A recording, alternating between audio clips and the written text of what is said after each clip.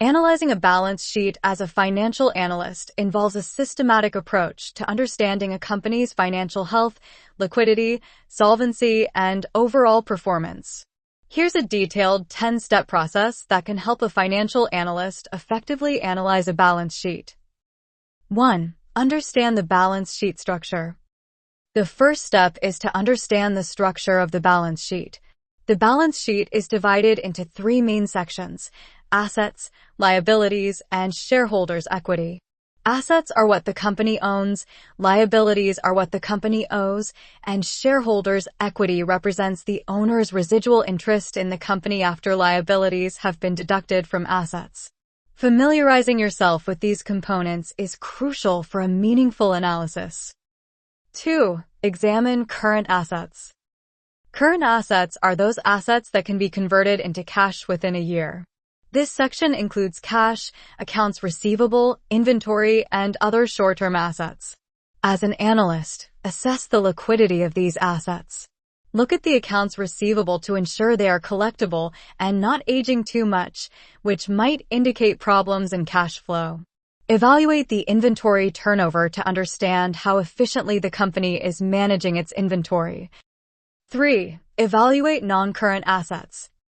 Non-current assets, also known as long-term assets, include property, plant, and equipment, PP&E, intangible assets like patents and trademarks, and long-term investments. The analyst should assess the depreciation of PP&E to understand how the company is maintaining its physical assets. For intangible assets, consider their amortization and any impairment that may have occurred, which could affect the company's profitability. 4. Analyze current liabilities. Current liabilities are obligations the company must meet within a year. This includes accounts payable, short-term debt, and accrued expenses. The analyst should assess the company's ability to meet these obligations by comparing them with current assets. This comparison, known as working capital, indicates the company's liquidity position. A healthy company should have enough current assets to cover its current liabilities. 5. Examine non-current liabilities. Non-current liabilities are long-term obligations, including long-term debt, deferred tax liabilities, and pension liabilities. The analyst should review the terms of long-term debt, including interest rates and maturity dates, to understand the company's future financial commitments. Additionally, consider the implications of any deferred tax liabilities and pension obligations, as these can significantly impact the company's future cash flows and financial stability. 6. Assess shareholders' equity. Shareholders' equity represents the residual interest in the assets of the company after deducting liabilities. This section includes common stock, retained earnings, and additional paid-in capital. The analyst should assess changes in shareholders' equity to understand how the company's profits are being used, whether they are being reinvested in the business, used to pay dividends, or are being retained as cash reserves. Significant changes in equity components can indicate strategic decisions by management, such as stock buybacks or new equity issuance. 7.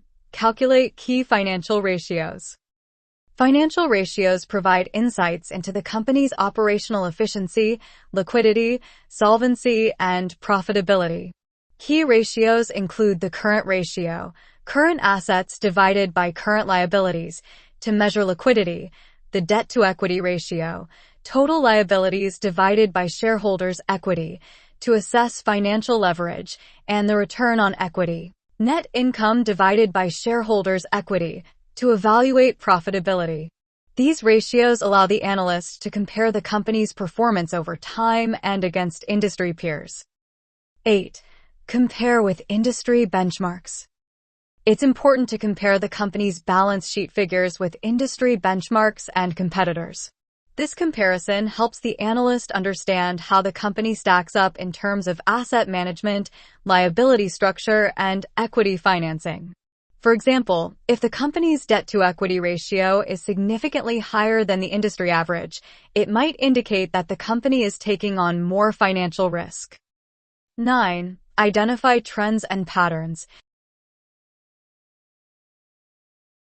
Analyzing trends and patterns over multiple periods can provide insights into the company's financial trajectory. By examining how assets, liabilities, and equity components have changed over time, the analyst can identify patterns such as increasing debt levels, declining asset values, or fluctuating equity. These trends can signal potential issues or opportunities that the company might face in the future. 10. Assess the overall financial health.